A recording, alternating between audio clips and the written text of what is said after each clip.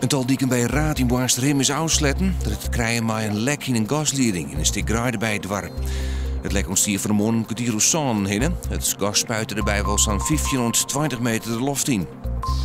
Voor de rechtbank in Ljouwert in het joert het hege beroptje in de 40-jarige man die het 2 jaar lien Ilke Rijtsma deeriet. De man die dronken weer kreeg 4 jaar cel. Het ministerie vond die straf te leeg, de advocaat te heeg. Zaakkundigen besjoggen joert of de aanbaande Sint-Clemenskerk op het Ameland behouden worden kan. Een taxateur van de verzekeringsmaatschappij en een verzinswurger van monumentenzorg doggen dat. 3 van de moorden die nog oranje en worden stut.